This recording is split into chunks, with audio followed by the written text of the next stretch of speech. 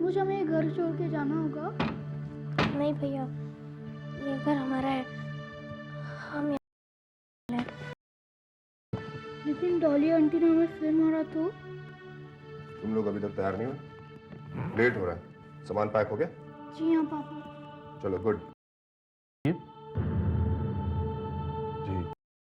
मित्र uncle आप। रंजीत, बच्चों को लेकर कहाँ जा रहे हो? तुमने मेरे सवाल का अभी तक जवाब नहीं दिया कि बच्चों को लेकर कहाँ जा रहे हो? मित्र अंकल मैं बच्चों को हॉस्टल ले जा रहा था। हॉस्टल? जी हाँ मित्र अंकल, सुमन के बाद तो बच्चे बिल्कुल अकेले पड़ गए और फिर अभी रोजी आंटी की मौत के बाद तो कौन संभालेगा? मैं तुम्हारी प्रॉब्लम, मगर हॉस्टल भेजना कोई सलूशन नहीं है। और इस वक्त बच्चे वैसे भी काफी मेंटली डिस्टर्ब हैं और ऐसी हालत में उन्हें अकेले इतनी दूर भेजना काम होगा। जी मैं आपकी बात मित्र अंकल आप ही बताएं मैं क्या करूं? मेरी मानो तो बच्चों को फिलहाल यहीं रहने दो। और हाँ, अगर जरूरत पड़े तो एक नई गवर्नेंस रख लो। I think it will work. लगता है तो अच्छा है आपका। Thank you very much.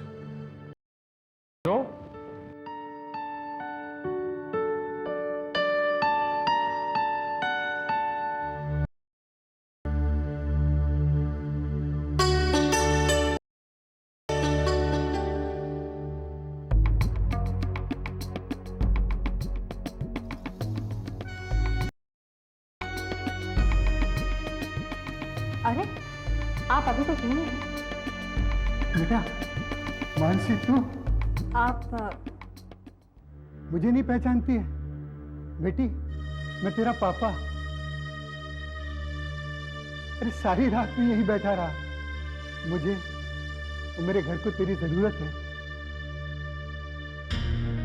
अगले हफ्ते गुड्डो की शादी है। चल बेटा, घर चल। चल बेटा, घर चल बेटा। Excuse me please.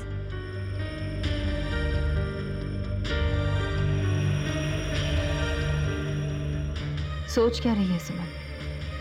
ये मौका शायद भगवान ने ही तुझे दिया है। वैसे भी तू बिना पैसे के, बिना ताकत कभी भी रंजीत और डॉली जैसे राक्षसों का सामना नहीं कर सकती। इस परिवार में रहकर ना सिर्फ तुझे एक नई पहचान भी मिलेगी, बल्कि पैसे की ताकत भी मिलेगी, एक प्रोटेक्शन मिलेगा। और बदले में जो तुझे करना है वो भी एक पुण्य का काम है। एक दुखी उसकी मरी हुई बेटी के गम से बाहर निकाल सकती है तू। अगर अपने मकसद को पूरा करने के लिए शक्ल बदली है तो नाम भी बदले, पहचान भी बदले।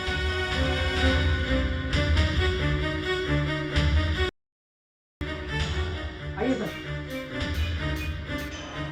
पापा, मानसी, मेरी बेटी। देखा देखा, मेरी बेटी। मानसी, क्यों मेरी परीक्षा ले रही है? तू 3 साल तक हमसे अलग रही। चल बेटा, अब घर चल बेटा। हैं? घर चल। गुड्डू बेटा, अपनी शादी में ये पहनना, क्योंकि ना ये तुझ पे बहुत खिलता है। देखो तो, है ना भैया? अरे बहना, ये तो पुरानी डिजाइन का पहनना। देखो ये कितने लेटेस्ट डिजाइन। देखो भैया जी, तुम्हें औरतों के फैशन के बारे में क्या पता? तुम्हारी तो शादी भी नहीं हुई। कर लो बात। अरे शादी नहीं हुई थी क्या हुआ? बारातें तो मैं कहीं गया हूँ। बेटा तुम यही पहनना, ये तुम पे बहुत अच्छा लगेगा। है नहीं नहीं, यही पहनना। ये देखो तो खानदानी लग रहा है। अरे गुड्डो, मेरे हिसाब से तुम ये हार पहनो। तुम्हारी ड्रेस के हिसाब से बहुत अच्छा लगेगा, है ना? तुम्हारी जो ड्रेस है ना, उसकी कलर कॉम्बिनेशन पे भी बहुत अच्छा लगेगा, है ना?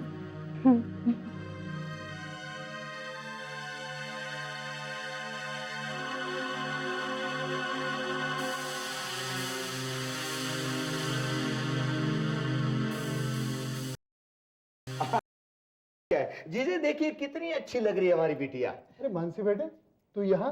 मैं तुझे पूरे घर में ढूंढ रहा था। अरे वाह, बड़ा अच्छा लग रहा है। किसने मानसी बेटी ने। अच्छा बेटा, चलो मुझे तुमसे कुछ जरूर बात करनी है। हाँ? चलिए।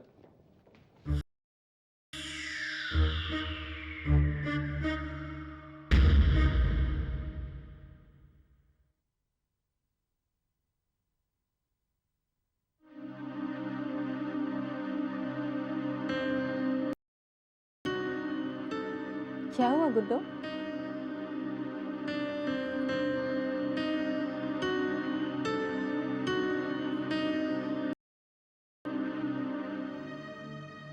क्या बात है गुड्डो?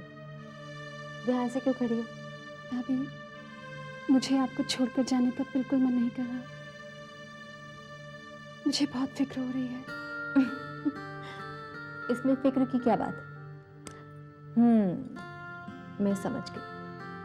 वैसे ऐसा होता ही है। हर लड़की अपने माँ बाप का घर छोड़कर जब किसी दूसरे के घर जाती है तो थोड़ी बहुत घबराहट तो होती है। लेकिन तुम देखना, शादी के बाद तुम्हारा पति तुम्हें इतना प्यार देगा कि इस घर में आने के लिए घबराहट होने लगेगी। भाभी, मुझे फिक्र मेरे लिए नहीं, आपके लिए हो रही है। मेरे लिए? हाँ, जब तक मैं थी आप मेरी आंखों के सामने, पर अब मैं नहीं होंगी। आपको और खुद का ख्याल खुद ही रखना होगा। गुड्डो, तुम क्या कह रही हो? मेरी तो कुछ समझ में नहीं आ रहा है। किस तरह 3 बार आप पर जानलेवा हमले हो चुके हैं। जानलेवा हमला? भाभी, मैं ये तो नहीं जानती वो हमले थे या हादसे। उसमें आपकी जान जा सकती थी। मैं नहीं चाहती इस घर में फिर कभी उस दिन का वाकया दोहराया जाए। आप जानती हैं ना। तुम्हारी हिम्मत कैसे हुई मुझसे ऐसे सवाल करने की? लेकिन मम्मी जी, आप उस जमीन को बेचना क्यों? आपको तो पता है ना कि हम बड़ी मम्मी जी के नाम पर वहां पर एक अनाथ आश्रम बनवाने वाले हैं। ओह, तब तुम फैसला करो कि इस घर के दौलत का इस्तेमाल कहाँ और कैसे होगा। मम्मी जी, आप गलत समझ रही हैं। मैं तो सिर्फ इतना कह रही हूँ कि हमने पूरी दुनिया में ये बोल रखा है कि उस जमीन पर हम बड़ी मम्मी जी के नाम पर एक पाएंगे। अब अगर सबके सामने हम उस बात पर मुकर जाएंगे तो आप ही सोचिए खानदान की कितनी बदनामी होगी।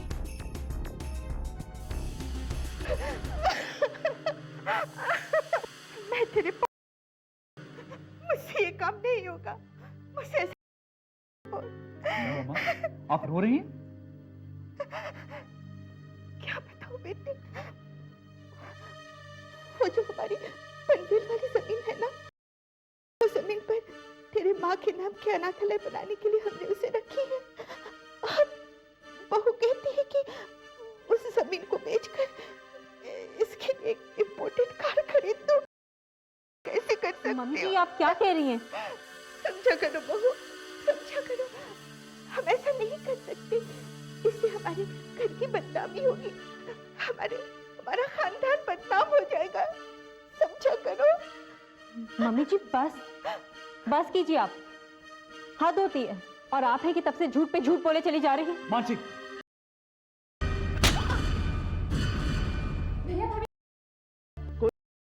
देखा, मैं बिल्कुल बर्दाश्त नहीं करूंगा। मेरी माँ कभी नहीं झूठ बोलती, कभी नहीं।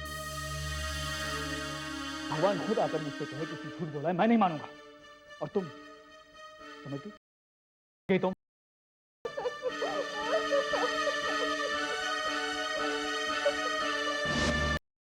अंदाजा लगा सकती हूँ कि मानसी और संजय के बीच नॉर्मल नहीं थे और शायद इस संजय की माँ रही होगी। आपको याद है ना भाभी साहब,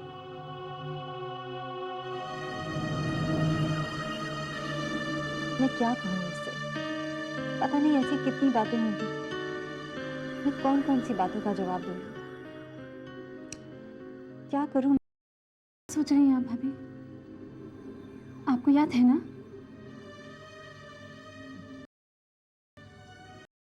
एक्चुअली मुझे कुछ ठीक से याद नहीं है। क्या? और हाँ गुड्डो, मुझे कुछ याद नहीं है। सिर्फ इतना याद है कि ये मेरा परिवार, मैं सिर्फ तुम लोगों को पहचान पा रही हूँ। कुछ भाभी, गुड्डो, मैं सच कह रही हूँ। मैं तुम लोगों के बिना इतने दिनों कैसे रह पाती। रंजीत, अब तो बताएंगे कि हम यहाँ क्यों आए हैं। से मिलने। Very funny. वो भी हमारा कुछ नहीं बिगाड़ सकता। तुम्हें मुझ पर भरोसा है ना?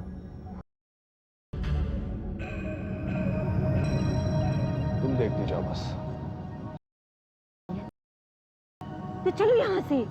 डॉली, हम लोग शरीफ लोग हैं, हमें पुलिस से रंजीत प्लीज मजाक मत कीजिए।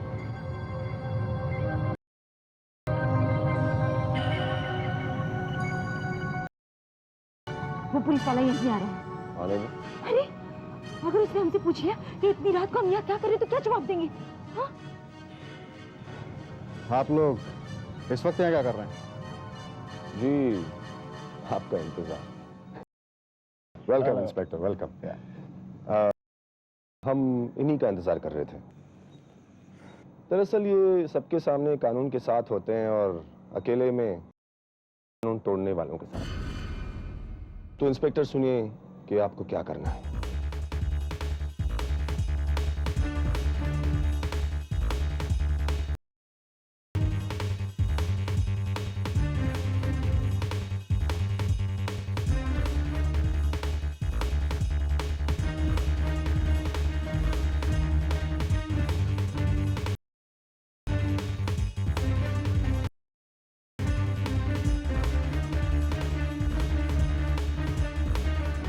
ऑलराइट, ठीक है इंस्पेक्टर, कल सुबह तक मेरा काम हो जाना चाहिए।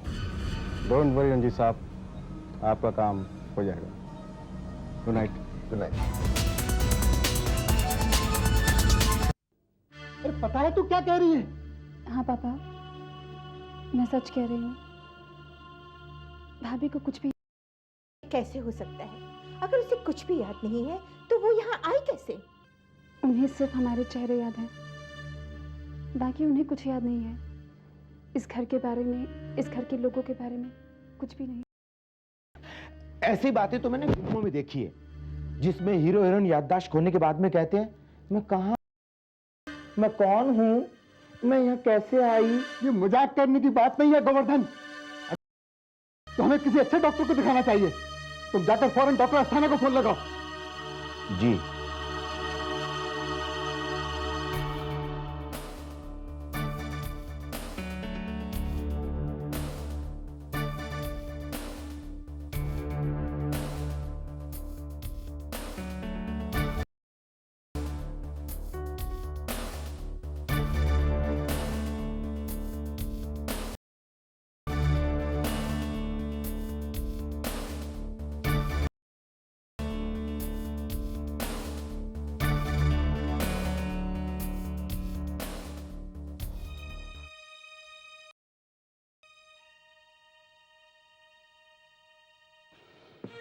बेटी तुम आराम करो। नहीं साहब, घबराने की कोई बात नहीं। लेकिन डॉक्टर साहब, क्या ऐसा हो सकता है कि सचमुच किसी इंसान की याददाश्त चली जाए? हाँ हाँ, बिल्कुल हो सकता है। जैसे कि उम्र के साथ लोगों की याददाश्त कमजोर हो जाना स्वाभाविक सी बात है। चोट वगैरह लगने से भी ऐसा होता है। डॉक्टर साहब, क्या ऐसा भी हो सकता है कि मरीज की याददाश्त कभी वापस आए ही नहीं? हाँ हाँ, मुमकिन है। लेकिन अगर ये इस घर में ये रहेंगी तो हो सकता है इनकी याददाश्त। हे भगवान, मैं तो 100 किलो लड्डू चढ़ाऊंगी, मेरी बहू की याददाश्त वापस आ जाएगी तो। देख बेटा, तेरे लिए सब दुआ कर रहे हैं। तेरी याददाश्त बहुत जल्द वापस आ जाएगी। आइए, आओ बहना। मैं आप लोगों से चाहकर भी नहीं कह सकती कि मेरी याददाश्त को कुछ नहीं हुआ है। मेरी जो यादें हैं वो इस घर से नहीं कहीं और से जुड़ी हुई हैं। चलो अच्छा है कि उसे कुछ भी याद नहीं। अभी तो उसे कुछ भी याद नहीं है, लेकिन डॉक्टर के कहे अनुसार अगर वापस आ गई तो हमें बहुत सावधान रहना है, बहुत सावधान। और मौका मिलते ही ना ना बहना ना, हमें गुड्डू की शादी तक तो इंतजार करना ही होगा। और बेचारी की याददाश्त चली, इस घर के रस्मों रिवाजों को न जाने कैसे निभाएगी, और दोनों कैसे अपनी पुरानी बातें करेंगे। मुझे तो बस अपनी बेटी की ही फिक्र लगी रहती है। डरती हूँ कहीं वो इसे भी पहचानने से इनकार न कर दे। बेटा, अपना ख्याल रखना। जी।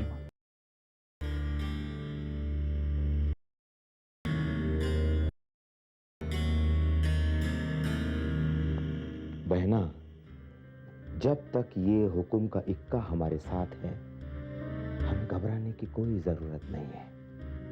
समझो कि सारा का सारा खेल हमारी मुट्ठी में है।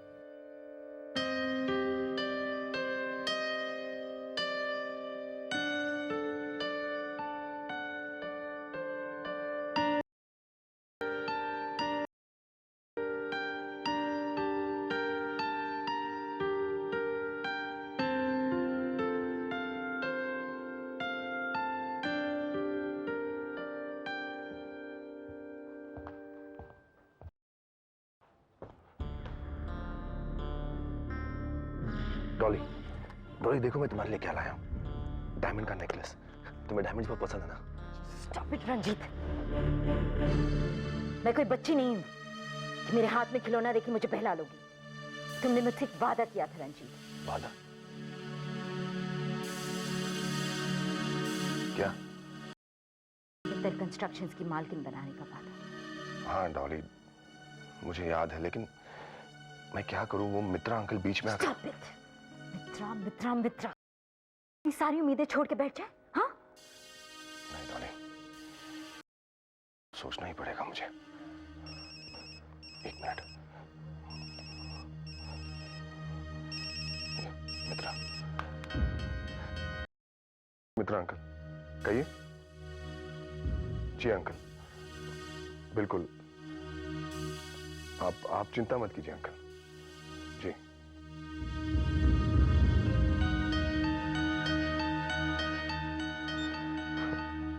शैतान का नाम लिया और शैतान हाजिर। वो अब क्या चाहता है? वो बुड्ढा सुमन करता था, कहता है। कुछ लोगों से किस लिए? केयर टेकर को सेलेक्ट करना है। इतनी मुश्किल से रोजी को रास्ते से हटाया था। अब ये बुड्ढा एक नई हड्डी को हमारे गले में फंसाने पर तुला हुआ है। तो अब क्या करना है? बुड्ढे ने कहा है तो लोगों से मिलना ही पड़ेगा ना। तुम परेशान मत हो डॉली, हर इंसान रोजी की तरह वफादार नहीं होता जो दूसरों के बच्चों के लिए अपनी जान की कुर्बानी दे दे। एक एक करके सब अब वो बच्चे ही बचे हैं बस। रंजीत, एक मिनट डॉली।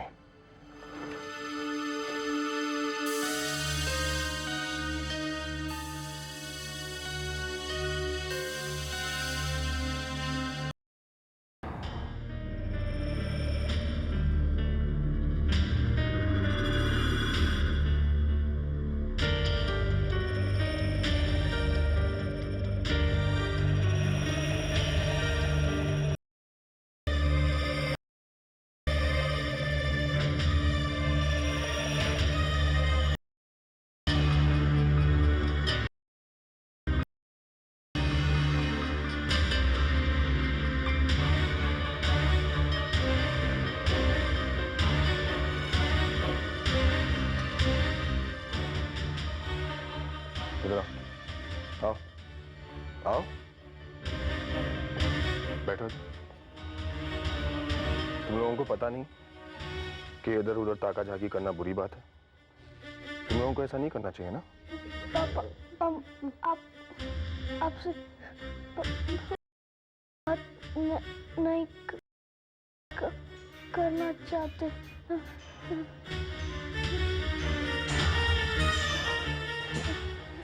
अब एक घर में रहेंगे तो बातचीत तो करनी ही पड़ेगी ना बेटा। चलो बातचीत ना सही, लेकिन इस घर के कायदे कानून को तो मानना पड़ेगा। तुम लोगों की मम्मा का नहीं रहा, मेरा है। इसलिए बेहतर यही होगा कि तुम लोग अपने पुराने आदतों को बदल डालो। समझ रहे हो?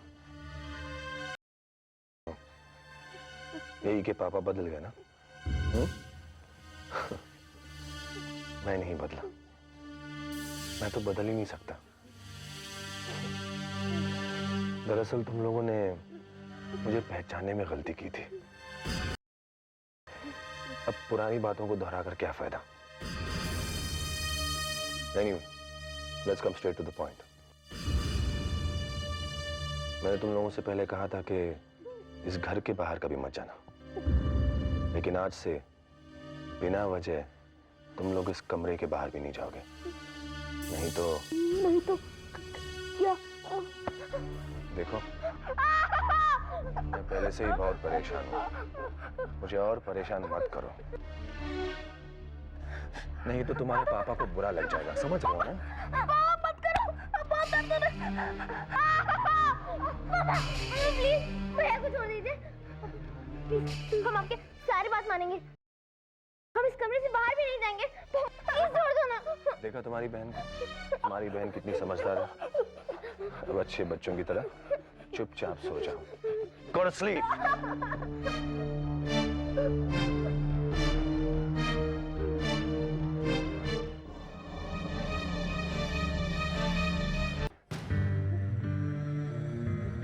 दर्द हो रहा है? नहीं। चुप चुप।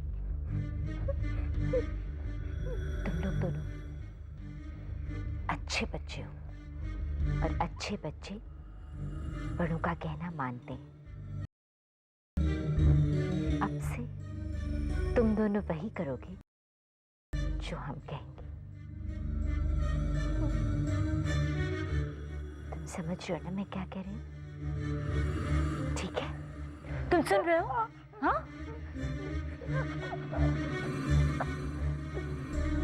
कल से खुद ही वक्त पर उठ जाना, तैयार हो जाना, और जो हम खाने पीने दें चुपचाप खा लेना।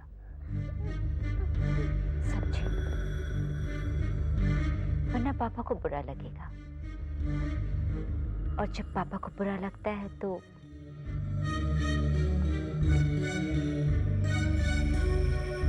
चलो अब सो जाओ, सो जाओ।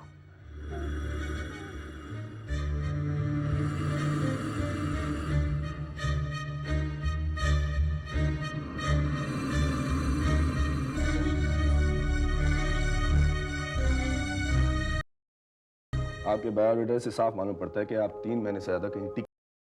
अब जा सकती हैं, प्लीज अब जा सकती हैं।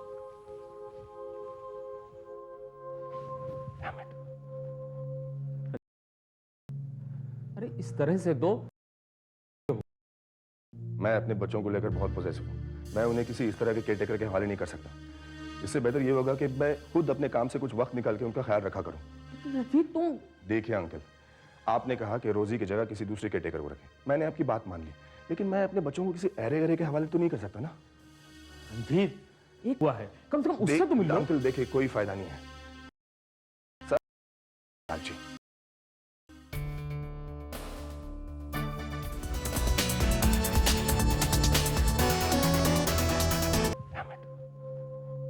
रंजीत, अरे इस तरह से दो, तुम किसी को। देखिए अंकल, मैं अपने बच्चों को लेकर बहुत पॉजिटिव हूँ, मैं उन्हें किसी इस तरह के केयरटेकर के हवाले नहीं कर सकता। इससे बेहतर ये होगा कि मैं खुद अपने काम से कुछ वक्त निकाल के उनका ख्याल रखा करूं। रफीक तुम देखिए अंकल, आपने कहा कि रोजी की जगह किसी दूसरे केयरटेकर को रखें, मैंने आपकी बात मान ली, लेकिन मैं अपने बच्चों को किसी अरे गरे के हवाले तो नहीं कर सकता ना।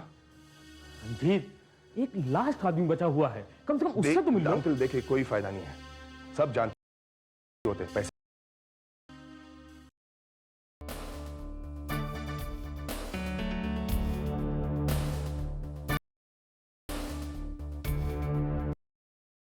जी, माधवराव चिपलंकर।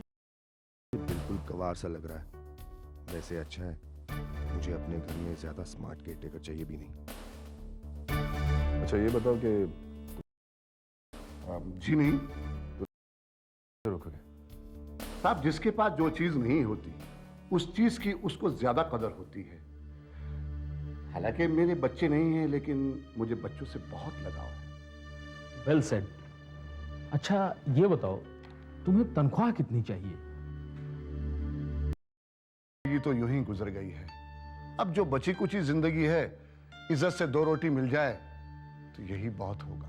बहुत अच्छा। देखो, तुम्हें जिन बच्चों की देखभाल करनी है उनके माने। जी मैं जानता हूं। ठीक, तो तुम बच्चों की देखभाल के लिए। एक मिनट मित्र अंकल, एक मिनट। तुमने अभी कहा कि बच्चों की मां नहीं है, कैसे पता तुम्हें?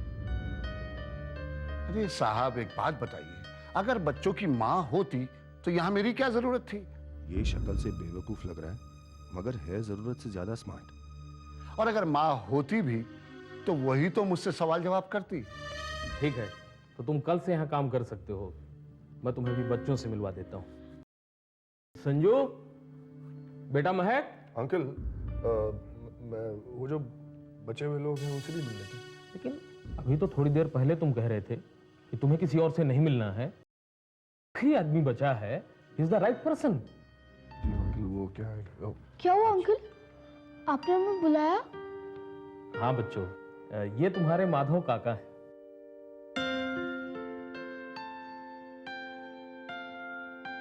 और आज से ये तुम दोनों की देखभाल करेंगे।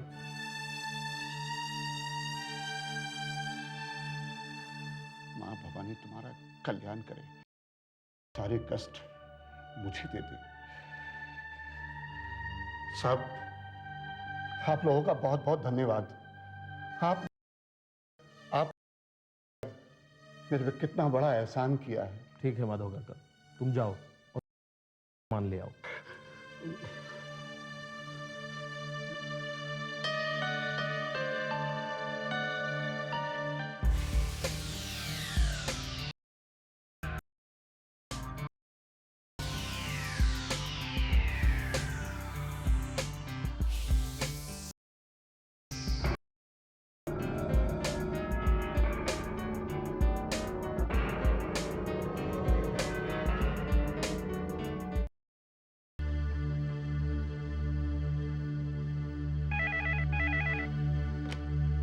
हेलो सुमन बेटी। माधव काका, आपको नौकरी मिली? हाँ बेटी, मां भवानी की कृपा से मिल गई है। माधव काका, बच्चों से मिले आप? हाँ बेटे, देखा, बहुत प्यारे बच्चे हैं।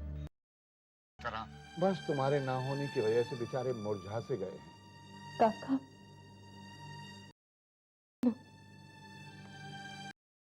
ऐसी माँ हूं जो अपने बच्चों की देखभाल भी कर सकती। बेटी, देवकी ने कृष्ण की रक्षा उनसे खुद को अलग कर लिया था। भगवान को भी इतने कष्ट उठाने पड़े हैं। और फिर बेटी, एक बात तय है, जिस तरह उस कंस का नाश हुआ था ना, इस तरह बहुत जल्दी इस कंस का भी नाश होने वाला है। हाँ काका, और इस कंस का नाश करने मैं खुद आऊंगी। फिर अपने बच्चों से कभी दूर नहीं जाऊंगी, कभी दूर नहीं जाऊंगी काका। अच्छा बेटी, मैं अब फोन रखता हूँ, हैं? तुम अपना ख्याल रखना। और एक बात और सुनो, जब तक तुम्हारा यह है ना, उन बच्चों पर आंच नहीं आएगी, समझे बेटे? भगवान तुम्हारी रक्षा करे। अच्छा बेटा,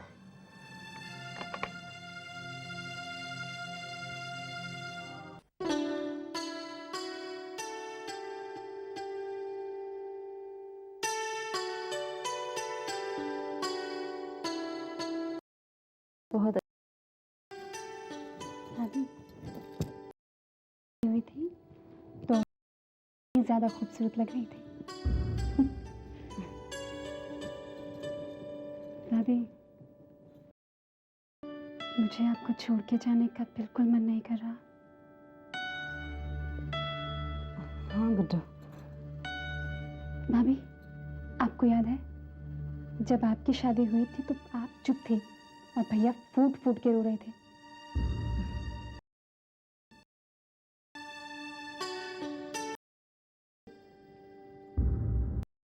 याद नहीं है।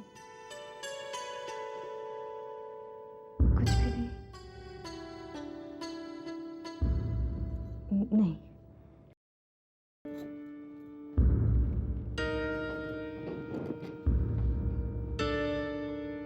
आप मेरे साथ आइए। आइए। ये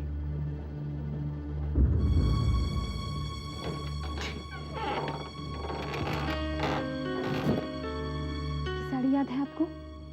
भैया ने दी थी करवा चौथ पर, और ये मासी ने दी थी। याद है आपको?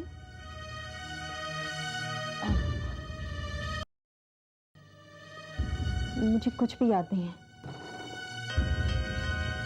भाभी, आपकी अमानत है, मेरे पास थी। आप डायरी लिखा करती थी, इसमें आपकी बहुत सारी बातें हैं। आप तो शायद आपको सब कुछ याद आ जाएगा।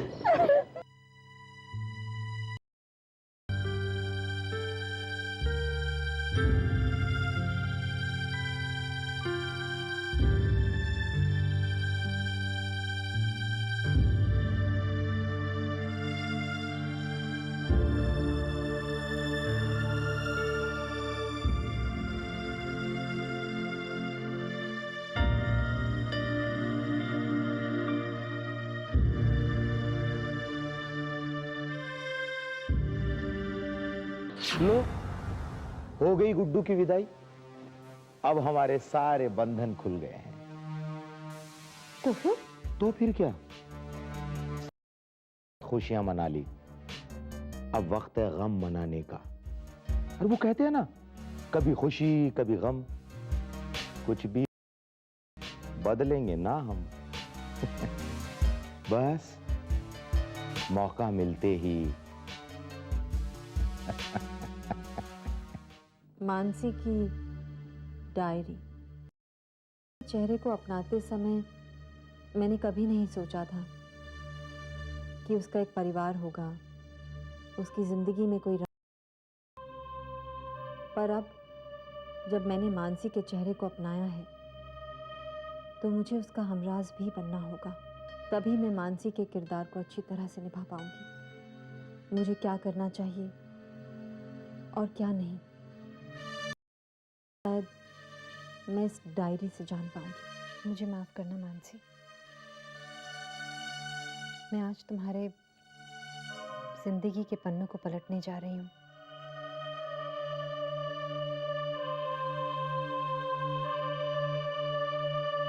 आपको बड़े साहब बुला रहे हैं। जी आप चलिए, मैं आती हूँ। ठीक है।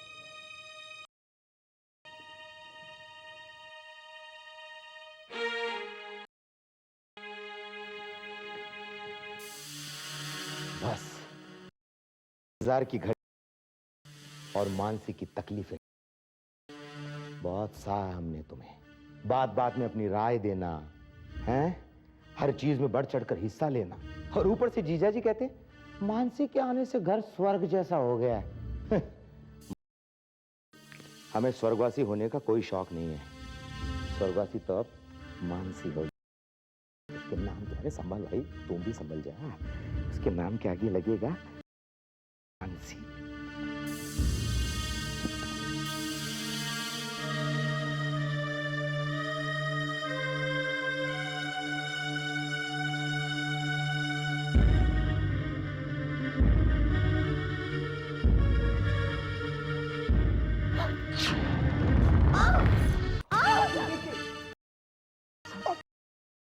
अरे बांसी बेटा, अरे क्या हुआ?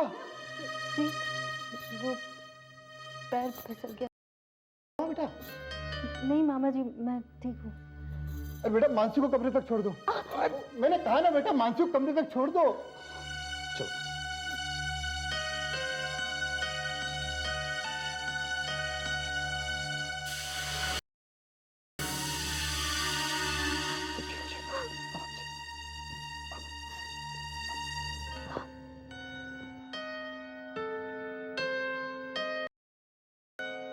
लेकिन बेटी, ये हुआ कैसे? पता नहीं पापा, वहाँ तेल गिरा हुआ था और मेरा पैर फिसल गया।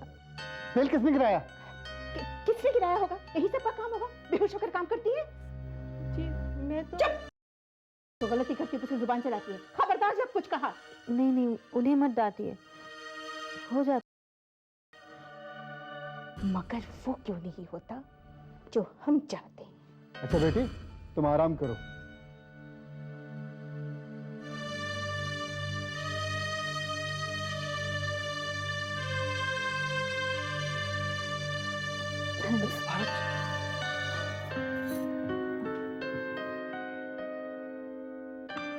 मानसी, ये तो मेरा फर्ज था। ज्यादा छूट तो नहीं आई? नहीं, I'm okay.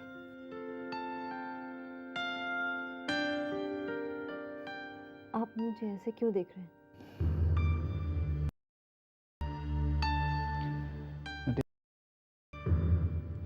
तुम आज भी बिल्कुल वैसी ही लग रही हो जैसी पहले लगती थी। ऐसा लग रहा है जैसे मानो वक्त। मनु, तुम्हें याद है मैं जब कभी पड़ जाया करता था तो तुम मुझे सहारा देती थी। मेरी लाख गलतियों के बावजूद तुमने मुझे कभी अकेला नहीं छोड़ा।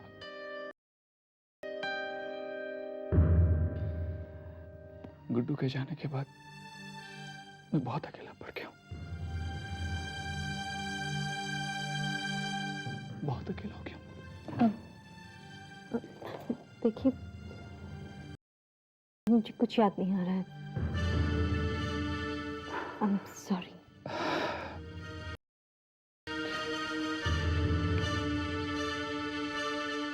मैं तुम्हारा इंतजार करूंगा।